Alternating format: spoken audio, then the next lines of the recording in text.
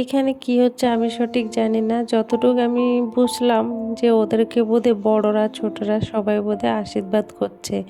তো আমিও কিন্তু চলে গেছিলাম, এসছি যেহেতু ওদেরকে একটু আশীর্বাদ করি ওদের নিয়মে। ওদের দুজনের হাতের উপরে কিন্তু একটা শুকনা নারকেল দেয়া আছে, ওইখানে কিন্তু প্রথমে পয়সা দিতে হয়, তারপরে এই যে এখানে এগুলো কি দুধ নাকি সঠিক জানি না, ঠিক কিন্তু দুধের মতো ছিল কিন্তু এগুলো দুধ না, আলাদা কি ছিল।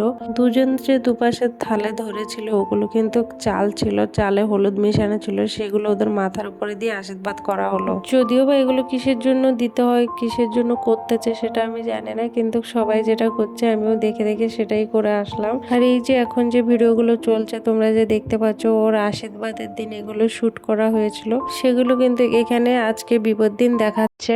এখনো কিন্তু সেই নিয়ম কানুন শেষ হয়নি, এখনো চলছে, তার ভিতরে তোমরা এই ভিডিওগুলো দেখতে থাকো।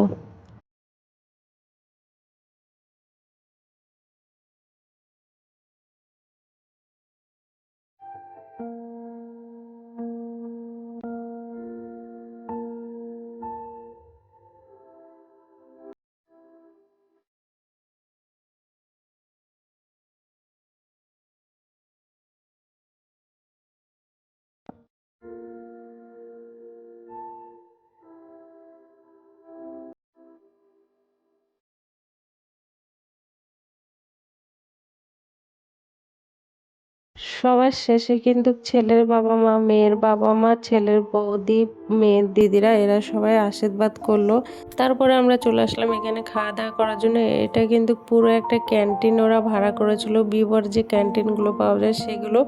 এখানে কিন্তু মিষ্টি পানের ব্যবস্থাও করা আছে। তো এখানে আমরা খেতে বসে গেছি। প্রথমে কিন্তু একটা জলের বোতল দিয়েছিল, তারপরে এই যে থালায় সব দিয়েছে, অনেক কিছু কিন্তু রান্নাবান্না হয়েছিল, অনেক কিছু খাওয়া দাওয়া হলো। আর এত ছোট ভিডিওতে তো সবগুলোর নাম নেওয়া যাবে না, শেষে কলা আর আইসক্রিম দিল। তো আমরা খাওয়া দাওয়া করে এই যে বসলাম। এই আন্টিটা যে আমাদের পাশে বসে আছে এই আন্টির মেয়ের বিবাহ হচ্ছে, এই আন্টি কিন্তু আমাদেরকে নিমন্ত্রণ দিয়েছিল। ওদের যে নিয়মটা হতে ছিল ওটা শেষ হওয়ার পরে কিন্তু ওদেরকে নিয়ে মন্দিরে গিয়েছিল, মন্দির থেকে এখন ফিরলো। তারপর ওদেরকে নিয়ম কানুন ছিল জামার শালিকে দিয়ে সব করলো, তারপর ওরা এই যে ভিতরে চলে এসেছে।